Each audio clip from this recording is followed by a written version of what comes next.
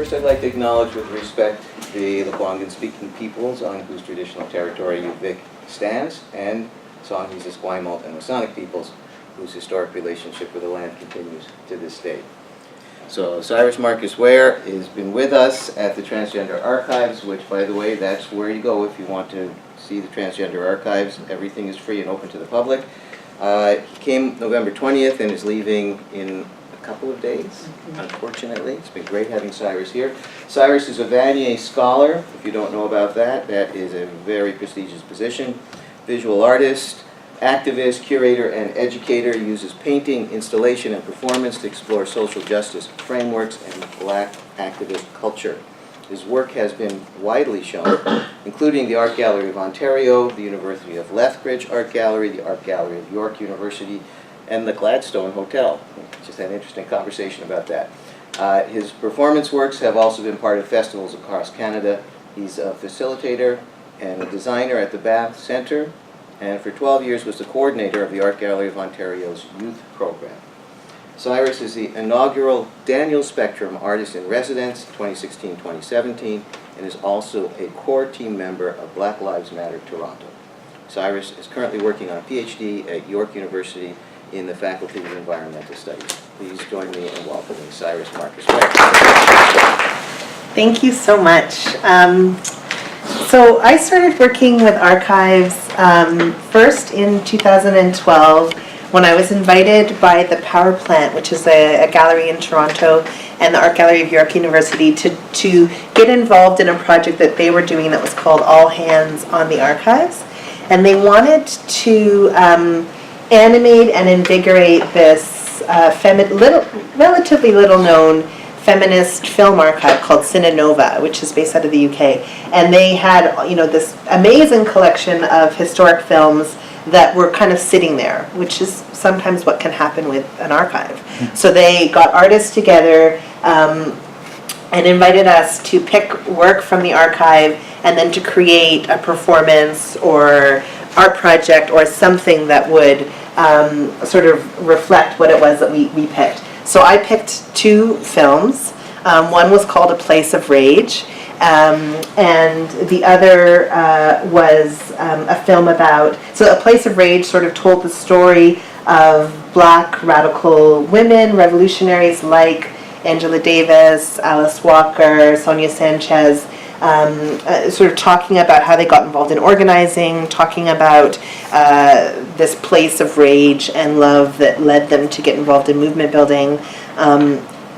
It was a very bizarre film. There was parts where they were doing interpretive dance. There's a part where you get to see Angela Davis jogging on the bridge and Alice Walker do interpretive dance in a field. I highly recommend checking out this film, even if it's just for that. It's called The Place of Rage in the Cinenova Archives. And then I paired it with a film.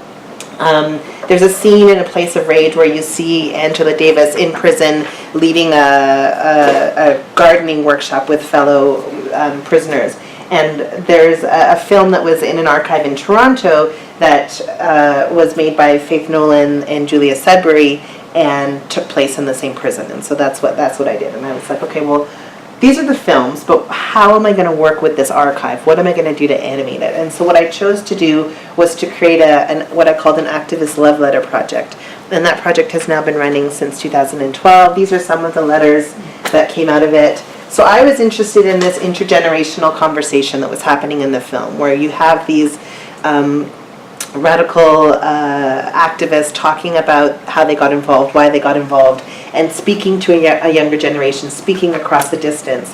And so what I did was I gathered together letters that activists had written to each other, like James Baldwin writing to Angela Davis, for example, when she was in prison, like Leonard Peltier writing to Mumia Abu-Jamal, examples of well-known activists writing to each other. And then I invited people who came to write letters, love letters to activists in their communities. And so I put up bios of different organizers in different parts of wherever I do the performance, and people write letters, and then I mail them to them. So right now I've mailed thousands of letters all over the world, and the letters have been mounted in galleries across the country. This is at the Art Gallery of Lethbridge. So just as an example of how you sort of take something from an archive and turn it into something completely different. This project now has a life of its own and is really about sort of the sustainability and the survival of radical tradition and of activist lives. And that was something that was really inspirational to me, looking at this archive, the way that it had sort of gathered and collected this history of organizing.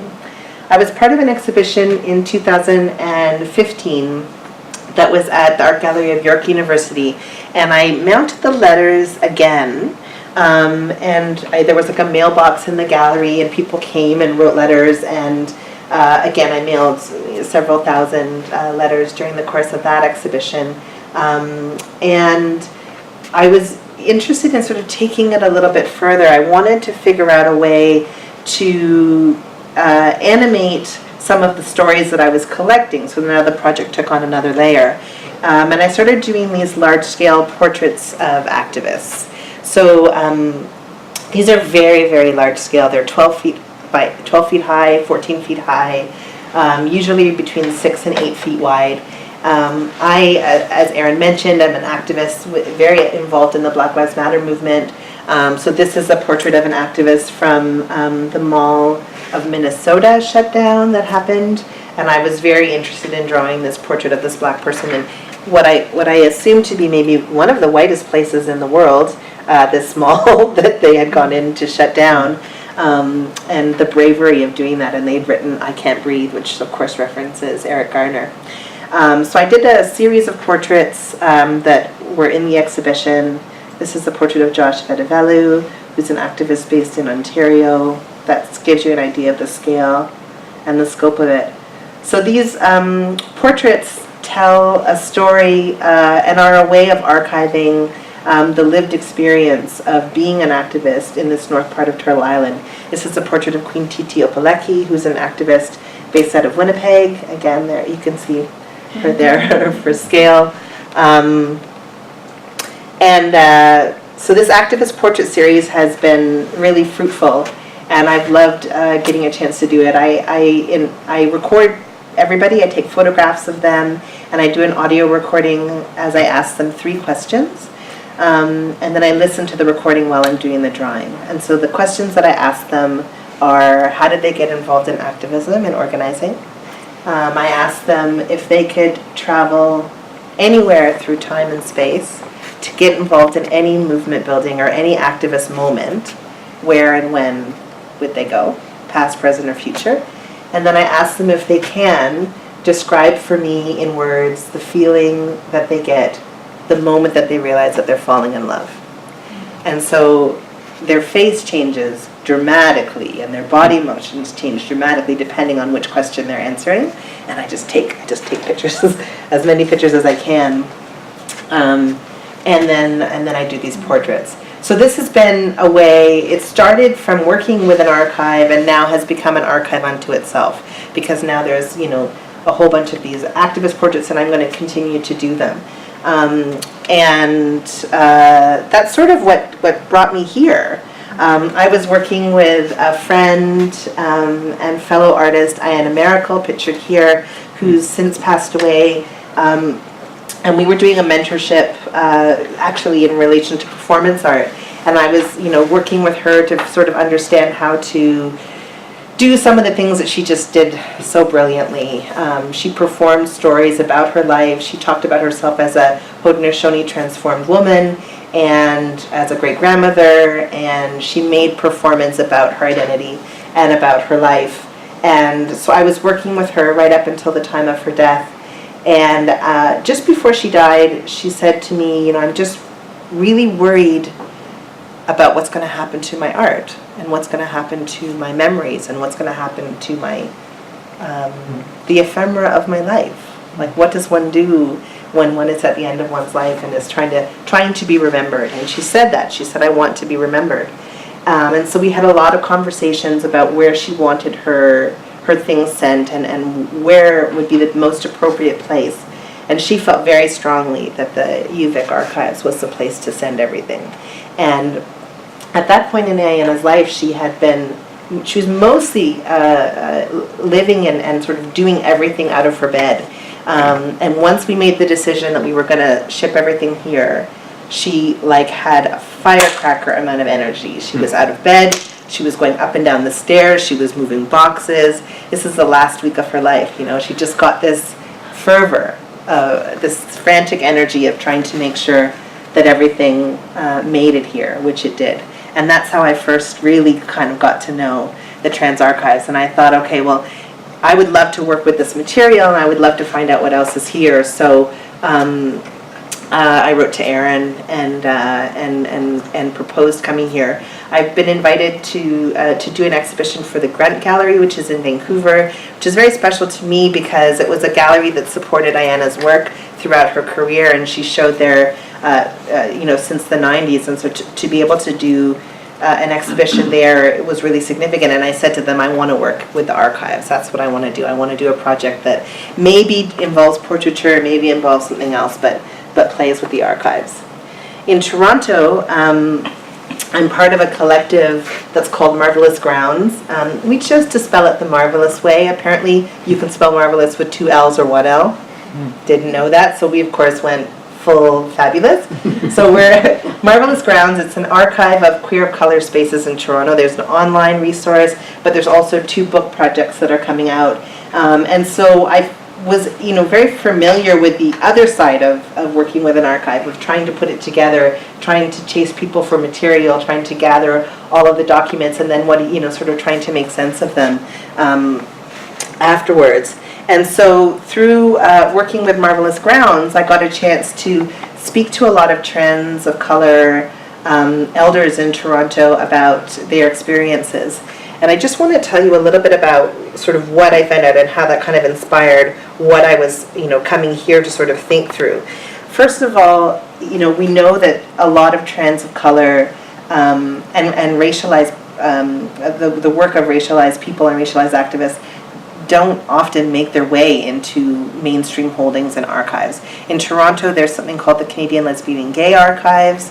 Like literally, it's called the Lesbian and Gay Archives, so already you see there's some omissions even just within the title. But there's been this phenomenon of sort of an erasure or an omission, just for a variety of reasons, of this data. And so what we were trying to do was to gather this data and put it in an accessible format. So thinking about the kinds of temporality that trans lives follow, there's a very different narrative than the sort of mainstream narrative that I was seeing at the CLGA.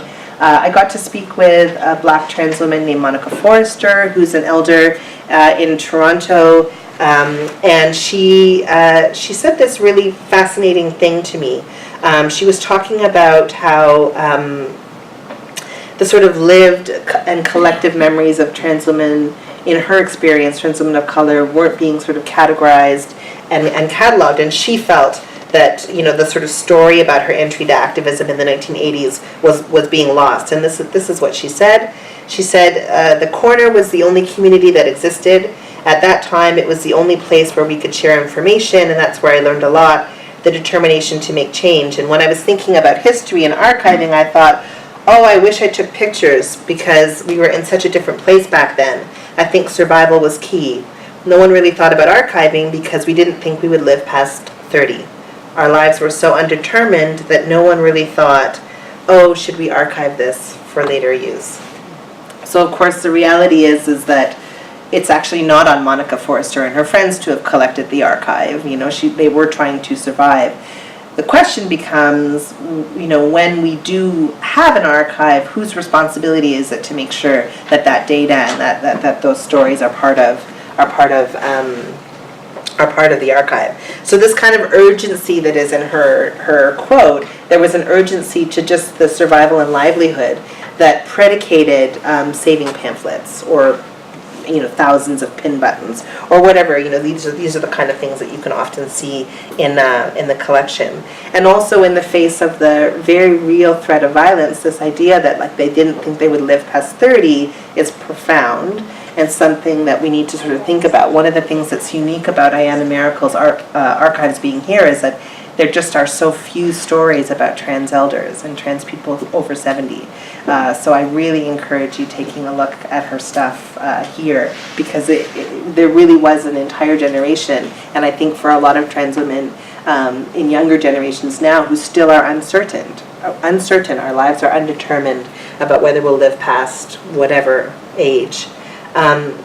So this idea of who gets to sort of have power and ownership over deciding what's important to collect and what's really relevant was really hammered home to me, because as part of this research with Marvelous Grounds, I did interviews with people who had been around during the bath raids. The bathhouse raids are sort of a significant part of Toronto queer history. In 1981, where a bunch of bathhouses were raided during Operation Soap, and there's a lot of things, which is a whole lecture for another day, about the bath raids. But suffice to say, I had the opportunity to speak with a bunch of people who were very involved in the organizing in the aftermath.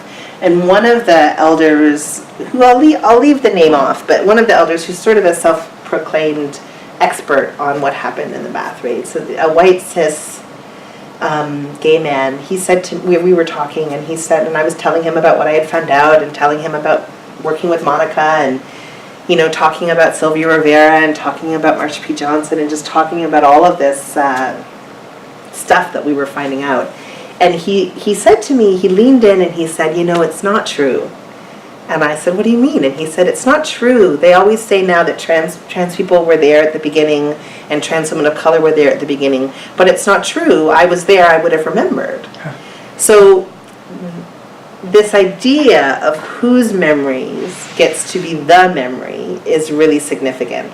And unfortunately, certainly in the Toronto context, it's folks like that who are really deciding what's in the archive and what's kept. So we have the very real possibility that there's not just an omission, there's an erasure of stories, because we believe that our memories are the memory, or some of us more than others, and have power to be able to enforce that.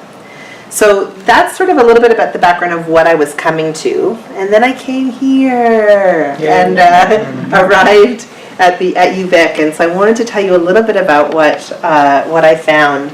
There's just such an incredible set of holdings here, files that are literally, some of them are called the ravings of Reed Erickson, just clippings and notes. There's this beautiful, in the middle of meeting minutes about something really significant, send him another Christmas card. He's never arrived. There's just these beautiful handwritten pieces that really kind of stood out for me. The way that we can kind of make sense of a life based on a collection of notes and papers. Of course, there's books and other resources. This one is fantastic in terms of the packaging. I loved it. And with help, I've been able to find actually quite a few beautiful stories and images of trans women of color and trans people of color in the archives. These are some of them. Telling me the first day that I started researching here was on Trans Day of Remembrance. And that's a day that, can be very difficult and challenging for a lot of us for a variety of reasons. And so to me, to have spent the first day looking at these portraits of stunningly resilient, joyous trans people was a dream come true. So thank you very much for making that happen. In terms of what I'm going to do with what I found out, I'm about this afternoon to pour through some of the clipping reels. I'm very excited about that. And again, looking at more portraits. In terms of potential directions, as you know, I really love doing portraiture, and I use portraiture as a way of trying to counter-archive and record and make sense. It's almost like an archive of an archive. I'm working with an archive.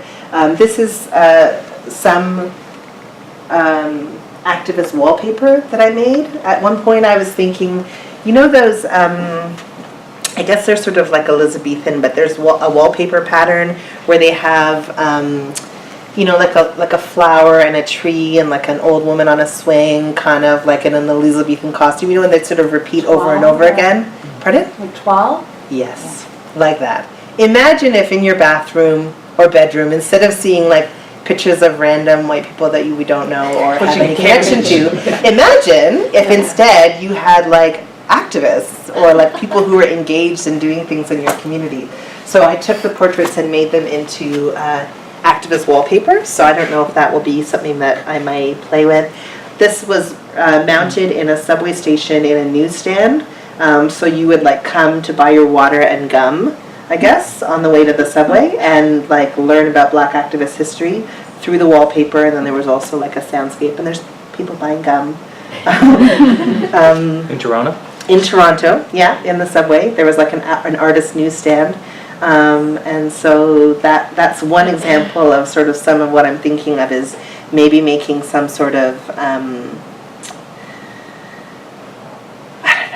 maybe wallpaper. I'm not sure. I also love working with textile art, and a lot of what we sent in Ayana's holdings was a lot of textile pieces, a lot of costumes, a lot of fabric and textile work. This was a project that I did, again, really trying to look at activism and activist culture, where I had people come and learn how to make activist banners, but kind of as a ruse, because my experience is that activism is very gendered, and I think that a lot of times when you look at certain roles, photocopying, making the banners, it's often women and trans people who end up doing a lot of that labor.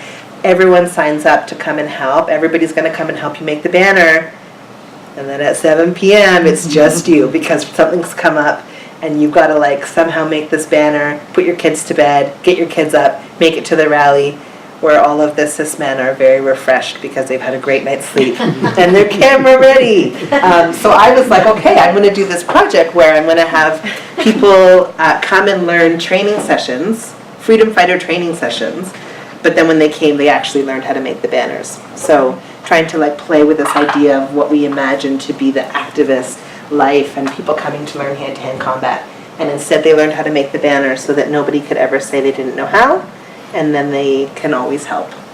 So these were banners that were based on quotes by Black radicals. So this is an Octavia Butler quote, "Take root amongst the stars." This is a Nat King Cole quote, "Afraid of the dark." This is Assata Shakur, "We will win." And then there's this one which is sort of obscured. We intentionally made it almost illegible, and it says, "But what if we don't?" So that's another way of maybe working with some of the text that I found in the archive and maybe making some textile works. This is all leading towards the exhibition at Grunt. And then recently I did a large performance night at the Art Gallery of Ontario that was called Black Mystic, that featured all Black queer and trans artists. This is artist Melissa Watson with their hair attached to these earth mounds, and they were doing sort of scribing and metaphysical kind of interpretation. This is Rodney DeVerlis doing a performance that was a performance and an installation about the experience of being a Black queer person and targeted policing. And then this is the sort of main event. So there was a performance by Jungle Pussy and everything else. So sometimes I like to sort of curate other artists to come together to think through what it is that I'm sort of working on. And in this context, it was Black mysticism. So maybe something like that, or maybe writing. This is an article that I recently wrote about, that was my attempt at honoring Octavia Butler and writing a speculative fiction short story that was an archive of Black activism in Toronto during the year 2016. So I'm not exactly sure what will come from the research, but I do know that it's all rooted in this idea of, everyone who's brought their things here, who's had their stuff here, wants to be remembered. And so thinking through, going back to Ayana and returning to this idea of, well, what does it mean to work with an archive? What does it mean to help people to be remembered? And what does it mean when our archives are missing things just because of the nature of the world that we live in? Both white supremacy that leads to collecting practices and historical collecting practices, but also I think in some cases sometimes a genuine mistrust by communities of color of like, what will you do with our material when it comes to you. So in the case of the Canadian Lesbian and Gay Archives, we were repeatedly asked, can you bring your stuff to the archive? If you're complaining that you don't have it here, just bring it. But there's a question around the ability to interpret it, the ability to work with it, the ability to treat it with the respect and dignity that it needs to be. You need to have people working there who will understand the content, and that's not always something that is the case. So thinking about how do we animate and invigorate the archives. So to return to this idea that I had at the beginning of this show that kind of led this whole thing to begin, it was called All Hands on the Archive, and I think that that's kind of what we need, is we need to have all hands on the archives to help us to understand and interpret what all the content that's in there. I mean, Ayanna's stuff is very, very specific, and without Ayanna, really Ayanna is the expert to be able to unpack and understand what content she has. So she's going to need all of us to help put our hands on the archives and get involved. And then lastly, I just wanted to, give a big shout out to Attached, because the day that I started working in the archive, they released this track called Love Is Not Love, and it was directly related to Trans Day of Remembrance, and they're all trans women, and they sing in this song, they say, if I disappear, come find me. And I just found that so profound. I mean, it's such a beautiful song, and that reality, that same reality that Monica Forrester was talking about, we didn't know if we would live past 30, is what that's what they're singing about today. But it's also, referring to what Ayanna is saying, please remember me. If I disappear, come find me, right? And I think that we're finding ourselves, or we're looking for ourselves often when we come to archives like this.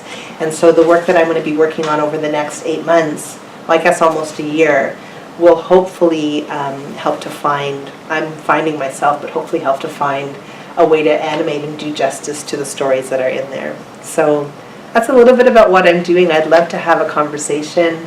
And you should totally check out this track because it's great, and I'm listening to it on repeat.